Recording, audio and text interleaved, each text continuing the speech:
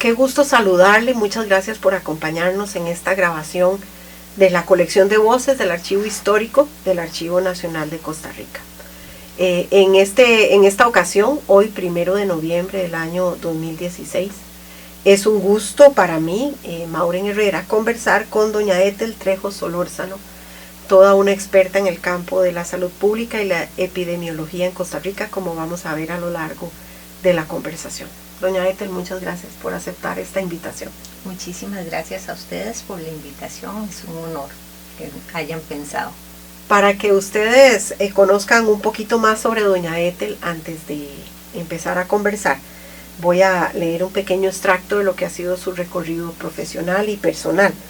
Doña Ethel, María Ethel Trejo Solórzano, nació en Heredia el 3 de diciembre de 1955, hija de Fernando Trejos y de Ethel Solórzano.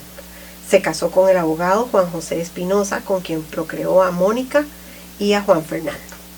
Doña Ethel es médico especialista en salud pública y epidemiología y dejó el ejercicio clínico para desempeñarse en su función como directora de la Dirección de Vigilancia de la Salud, puesto en el que trabajó en el control de epidemias y del cual recientemente se acaba de retirar.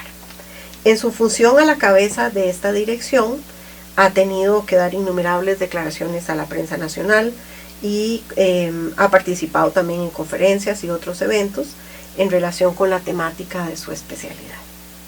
Doña Ethel estudió en la Facultad de Medicina de la Universidad de Costa Rica y escribió su tesis titulada Riesgos maternos para sífilis congénita, un estudio de casos y controles, Costa Rica, 1995-1997.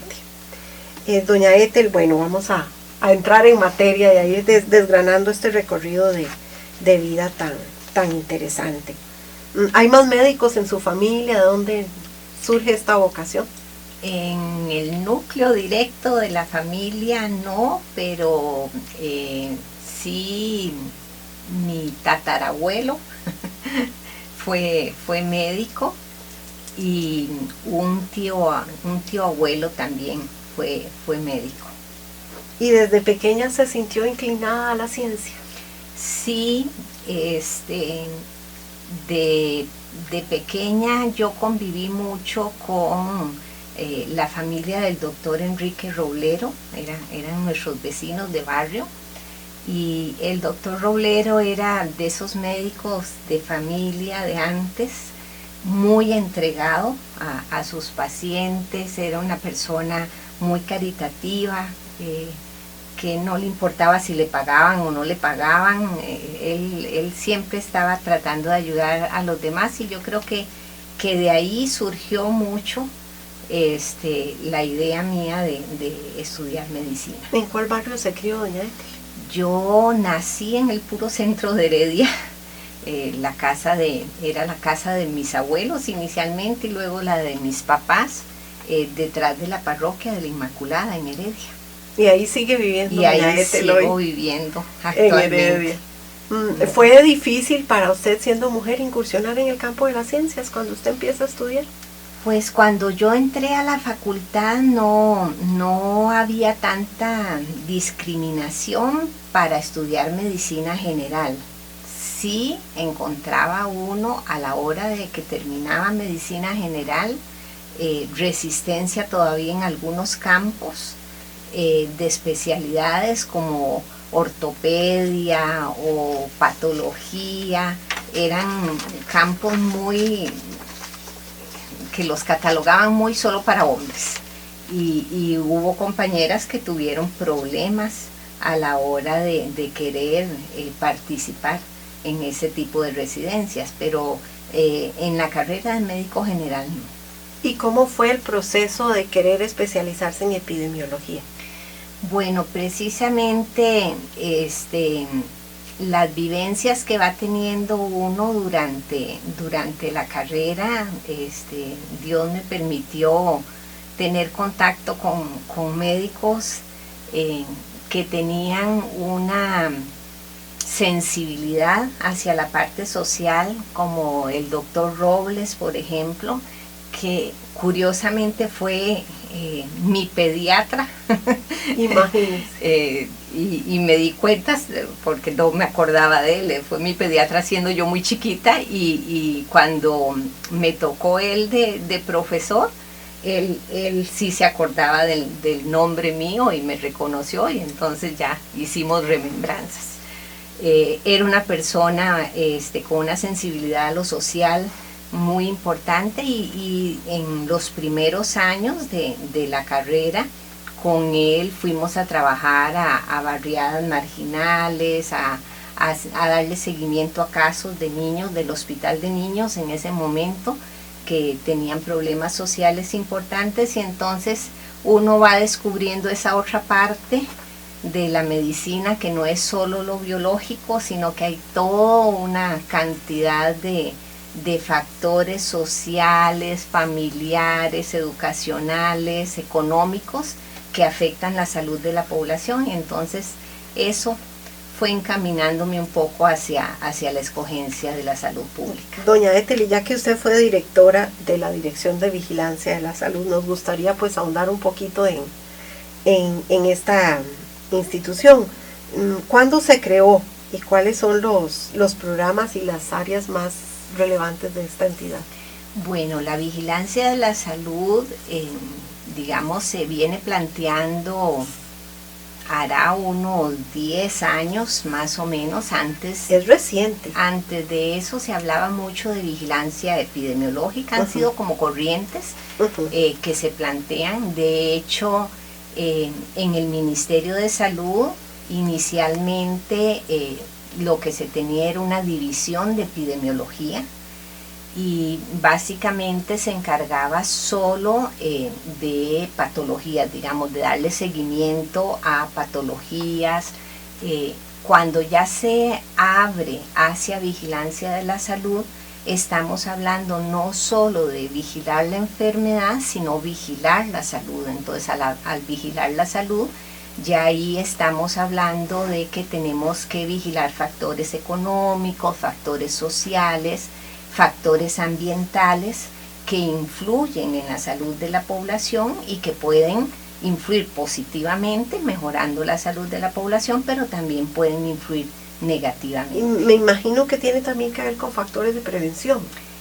Claro que sí, porque todos estos factores que uno identifica como que están afectando a la población, ya sea de manera positiva o negativa, va a permitir trabajar en programas de prevención. De hecho, cuando uno habla de vigilancia de la salud, inclusive cuando se habla de vigilancia epidemiológica en su forma más amplia, es como un sistema, como la CIA, que está monitoreando cuál es la situación, para ver en qué cosas que favorecen la salud hay que insistir y mejorar mediante programas como de promoción de la salud, por ejemplo, y qué cosas están influyendo negativamente que hay que tratar de modificar en la población para prevenirlos. Y bueno, dado que usted se acaba de retirar, todavía tiene una mirada bien fresca de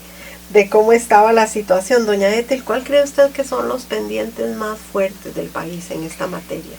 Bueno, en el país todavía estamos con un problema de inequidad importante, y la inequidad en las poblaciones hace que haya diferencias muy importantes en la salud, porque una población que económicamente tenga problemas, que va a tener problemas de acceso a los servicios, es una población que probablemente su nivel de educación no va a ser el más adecuado, y eso también va a influir negativamente en la salud. Se crea un círculo vicioso dentro de estas poblaciones, ¿verdad? No tengo acceso a la educación, no tengo acceso a los servicios de salud, entonces cada vez voy enrolándome en ese círculo de pobreza que va a generar problemas de salud en esa población. Entonces ese sigue siendo un problema importante, pese a que nuestro país, por ejemplo, tiene una población indígena que es bastante pequeña si nos comparamos con países como Guatemala, por ejemplo, esa pequeña porcentaje de población que tenemos todavía tiene problemas importantes de acceso a la población, sobre todo las comunidades más alejaditas que son poblacionalmente muy pequeñas, y entonces el costo de llevar los servicios de salud hasta ahí es muy alto y entonces quedan totalmente rezagadas. Y a nivel de lo que fue su ejercicio profesional, ¿cómo fue para usted el proceso de dejar el ejercicio clínico para dedicarse a la dirección de vigilancia de la salud? La clínica es muy bonita y es apasionante, pero hace falta, digamos, esa otra parte que no siempre se trabaja desde el punto de vista clínico, ¿verdad? Ahora ha habido mucho más apertura, pero aún así, cuando uno ve un paciente exclusivamente en un consultorio, está lejos de la realidad que vive ese paciente dentro de su grupo familiar, dentro de su comunidad, y entonces muchas veces se comete el error a nivel de la atención del paciente, que uno da recomendaciones al paciente, que el paciente muchas veces se queda callado por vergüenza, porque no entendió bien, pero que a la hora de llegar a su casa son prácticamente imposibles de ponerlas en práctica, ¿verdad? Entonces su problema de salud sigue porque no logra realizar esas cosas, porque su condición, su medio ambiente donde se desarrolla no se lo permite. Entonces, yo creo que aunque da un poquito de duelo dejar la parte clínica, el trabajar en esa otra parte es un campo muy amplio y que a veces permite tener impactos más generales, más grandes en la población. ¿Y cuántos años estuvo a cargo de la dirección? Bueno, en la dirección de vigilancia yo estuve en 2 momentos. Estuve 4 años cuando estuvo en la presidencia el doctor, cuando estuvo en la presidencia José Figueres, y estaba Figueres Olsen. Sí, y estaba de ministro de salud el doctor Winston, que es una persona con la cual aprendí muchísimo también.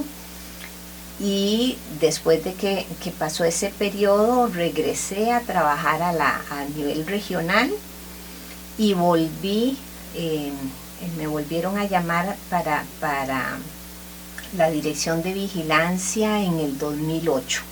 Y del 2008 al 2016 estuve en la dirección de Doña vigilancia. Ethel, en este quehacer, ¿recuerda algunos momentos que fueron especialmente fuertes o dramáticos a nivel de situaciones que haya vivido el país?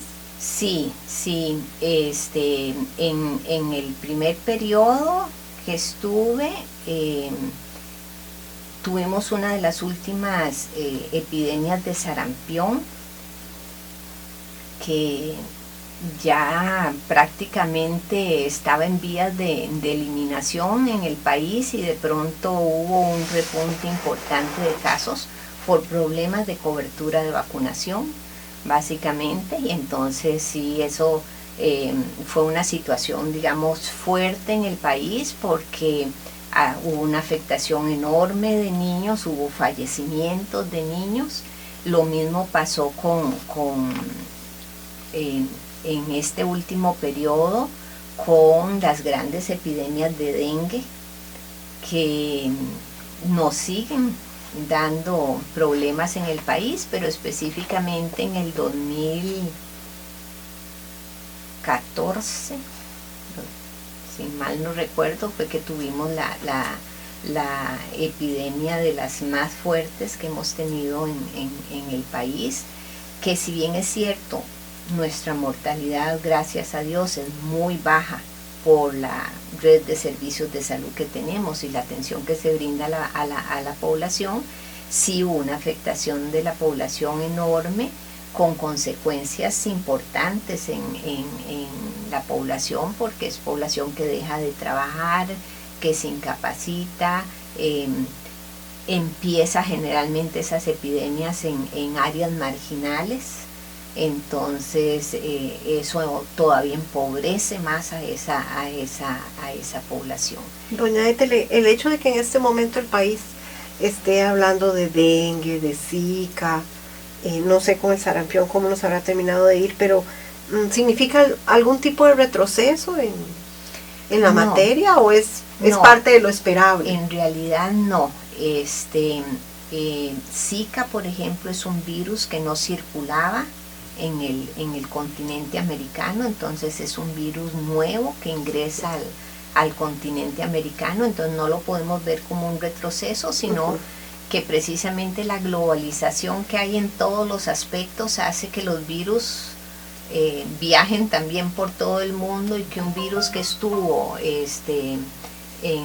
enfocado en un determinado territorio de pronto empiece a afectar otras partes del mundo, como nos pasó con el Zika en este momento. De hecho, ahorita ha habido avances importantes en cómo afecta el virus, quiénes son más vulnerables, etcétera, precisamente porque ha empezado a afectar otros territorios, y entonces ha habido más investigación al respecto, porque no son virus nuevos en el mundo, son virus muy antiguos, pero sí nuevos en el continente.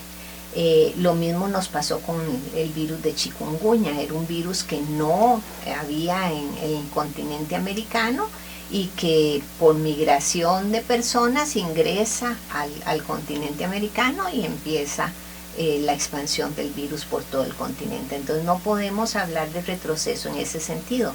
De hecho, el país ha tenido avances muy importantes.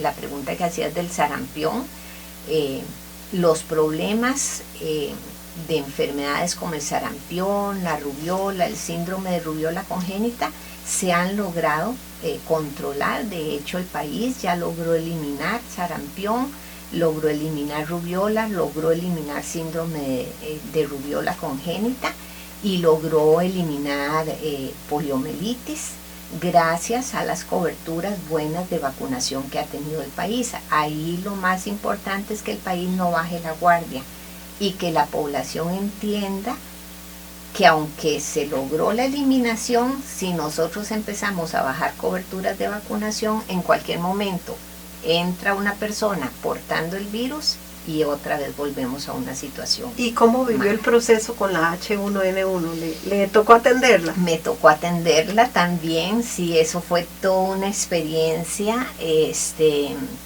un virus también? Es un virus de influenza que tiene capacidades pandémicas, y hablamos de capacidades pandémicas porque pasa de un continente a otro y en un tiempo muy rápido. Muchos continentes están siendo afectados, como pasó con el virus de la influenza.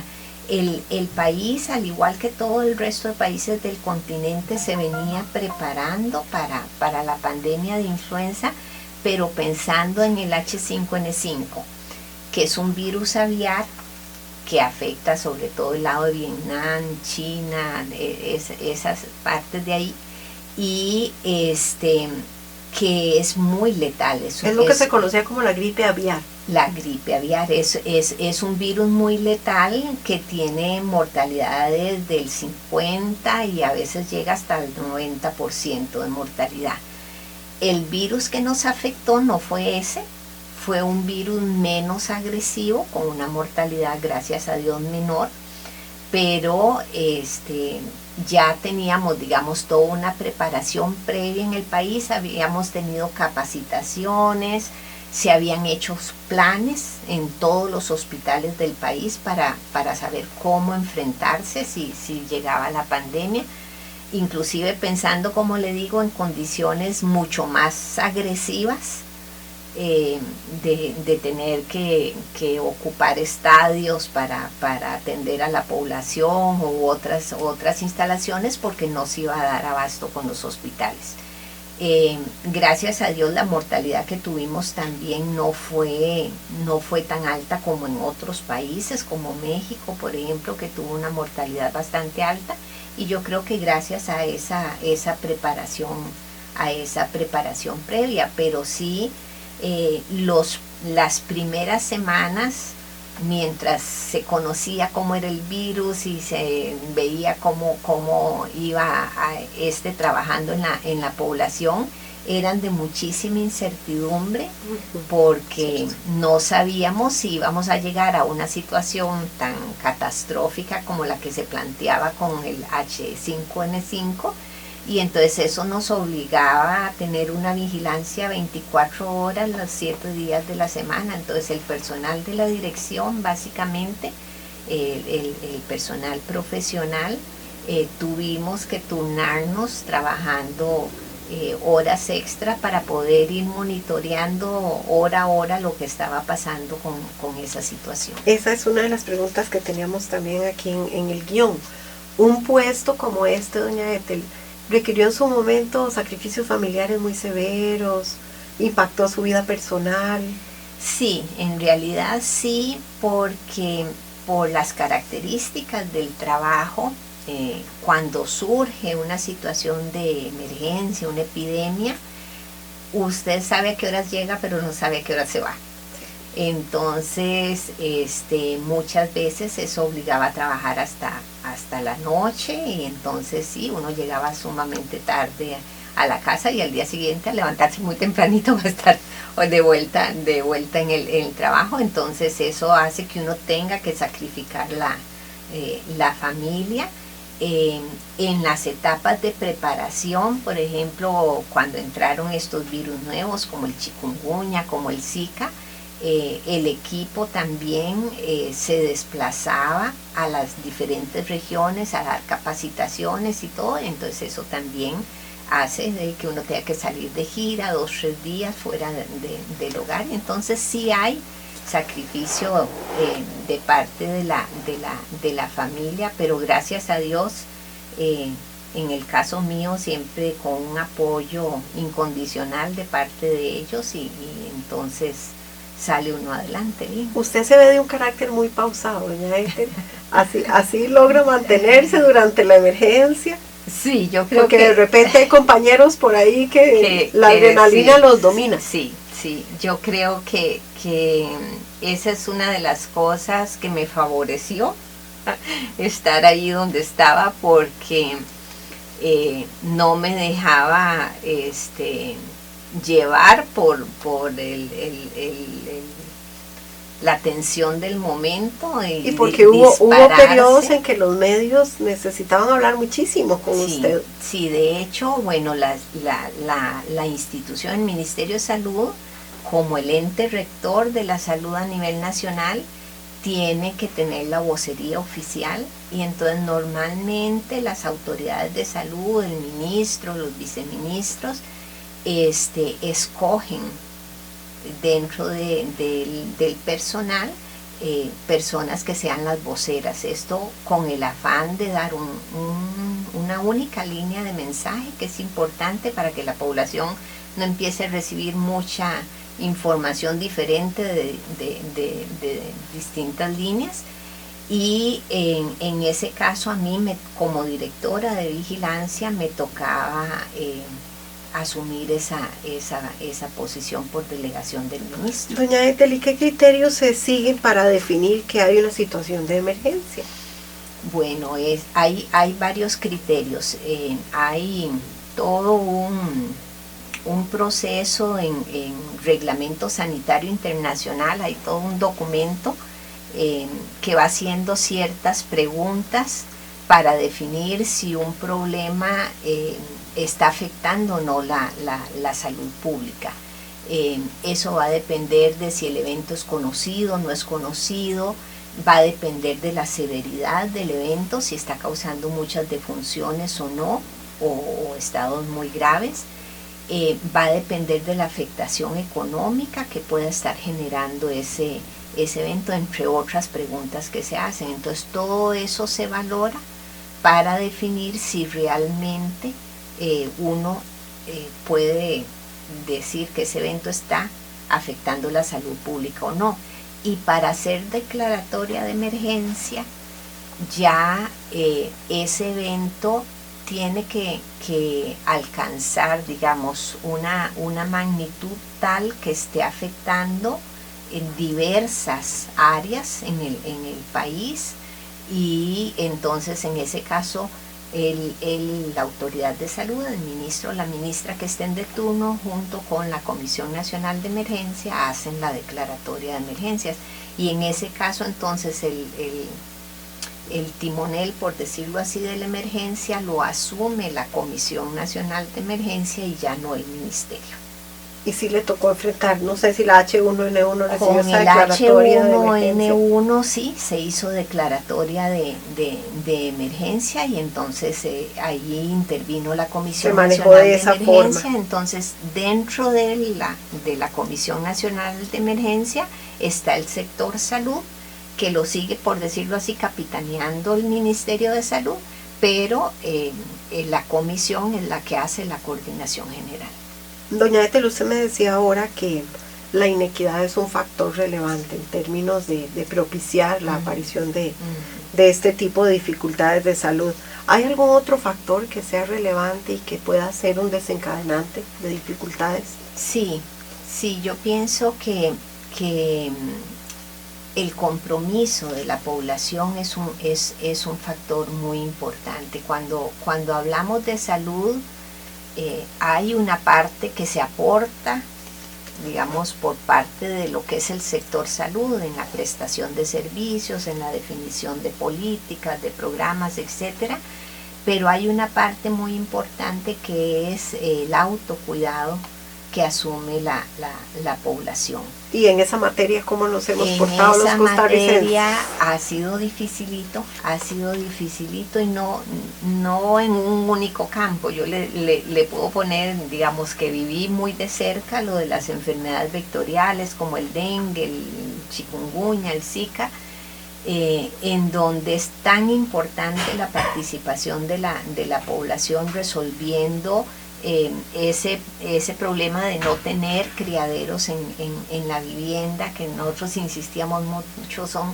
6 minutos a la semana. Y debe ser una lucha todavía en este momento, me imagino. Sigue siendo una lucha. Ahora, ahí volvemos a lo que hablábamos al principio. Cuando usted está en una comunidad, qué sé yo, Carpio, por ejemplo, aquí en San José, donde uno les dice, mire, no tienen que tener criaderos, pero la gente no tiene acceso continuo de agua, tiene que estar recolectando agua, no hay cañería, donde no hay una cañería adecuada, hay empozamientos por todo lado, hay basura tirada por todo lado. Para la gente, por su condición en la que viven, muchas veces eso no es prioritario. Para ellos es prioritario salir a buscar cómo se gana el dinero para darle comer a su familia, y no de mantener esas condiciones y alrededor adecuadas. de estos esfuerzos, doña Ethel, ¿hubo alguna campaña que fuera especialmente exitosa? En la epidemia fuerte que tuvimos, que estaba en ese momento como ministra la doctora Daisy Corrales, hicimos un trabajo fuerte con el Consejo de Gobierno, y logramos que todas las instituciones del gobierno trabajaran en pro de mejorar la situación. Entonces ahí tuvimos una participación muy importante del MAC, del MOB, de otras instituciones, solucionando muchas veces esos problemas que para solo el ministerio o solo para el sector salud, pues no solo el ministerio, la Caja Costarricense también en este trabajo era para salud solo es imposible. O sea que la decisión política juega un papel muy importante. La decisión política juega un papel muy importante. Desgraciadamente no siempre los problemas de salud son una prioridad política. Doña Ethel, ¿y el clima puede tener alguna incidencia importante en esta materia? Claro que sí. Nosotros venimos como Dirección de Vigilancia de la Salud con el apoyo de CEPAL. CEPAL ha estado trabajando mucho la parte de cambio climático, inició apoyando sobre todo lo que era agricultura, pero después se hizo mucho más integral y entonces incluyó otros ámbitos, y dentro de estos fue el ámbito de salud, porque el cambio climático ha tenido un impacto muy importante en la salud de la población. Con el Instituto Meteorológico Nacional se hizo un estudio en el 2005. En el 2005 fue el primer estudio que se hizo, donde se vio que el efecto más importante había sido en las enfermedades vectoriales como el dengue, chikungunya y Zika, malaria, y en las enfermedades respiratorias. Se afectaban también otros problemas como la parasitosis. En ese momento se había metido dentro del estudio el estrongiloides, que es el parásito que transmite la babosa, y también se vio que en eso había afectación. Y en otros países, aquí en ese momento no se logró determinar, pero en otros países, sobre todo en países donde tienen estaciones marcadas, se vio que, por ejemplo, problemas cardiovasculares tenían un efecto muy importante, problemas cardiovasculares, en problemas diarreicos también, sobre todo en lugares por la afectación de la escasez del agua. Entonces realmente sí. Y la otra gran afectación en la salud que tiene el cambio climático es en el aspecto nutricional, por el problema de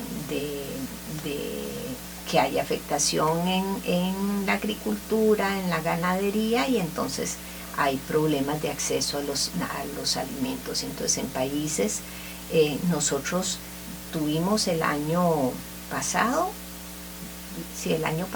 una afectación importante en Guanacaste. En años anteriores nosotros no lo habíamos tenido tan palpable, pero países como Nicaragua y Guatemala sí han tenido una afectación muy importante. Y es que Centroamérica, por la ubicación que tiene, es una de las zonas de mayor riesgo de afectación del cambio climático. Entonces eso es algo que también se ha venido trabajando, y hay todo un plan nacional para tratar de mitigar los efectos del cambio climático en el país, y yo creo que en eso se tiene que seguir trabajando porque es muy importante. Y a propósito de planes, doña Ethel, ¿está preparado nuestro país para enfrentar alguna situación muy severa que pudiera surgir en materia de salud? Mire, el país tiene una infraestructura, con toda la problemática que pueda tener de fondo la caja, tiene una infraestructura y una accesibilidad a los servicios realmente envidiable. Y eso nos ayuda muchísimo cuando aparecen este tipo de eventos severos, de poder dar una respuesta.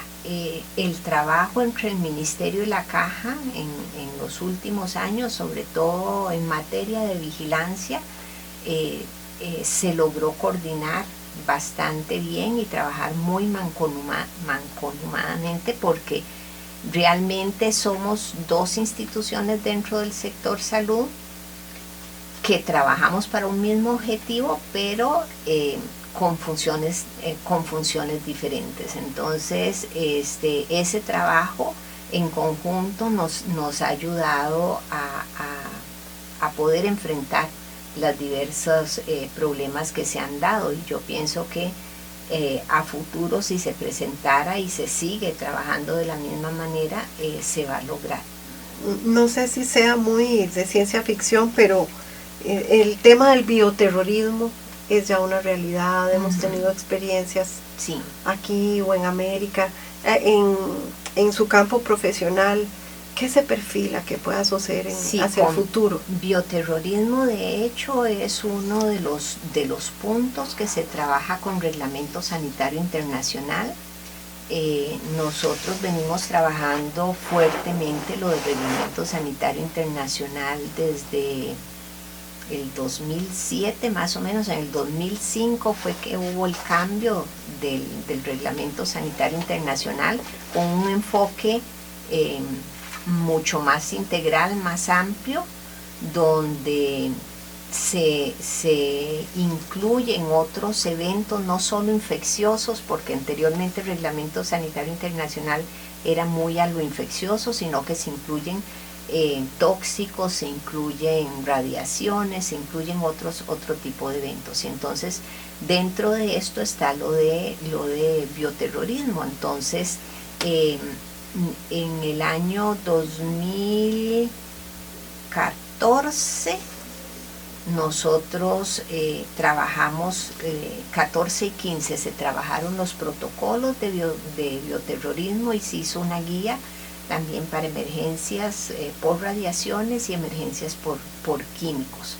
Entonces se ha venido avanzando porque esa es una probabilidad de que en algún momento podamos ser el blanco de alguno de estos, sobre todo volviendo a la ubicación que tiene Centroamérica dentro del mundo y que puede ser vulnerable en ese sentido.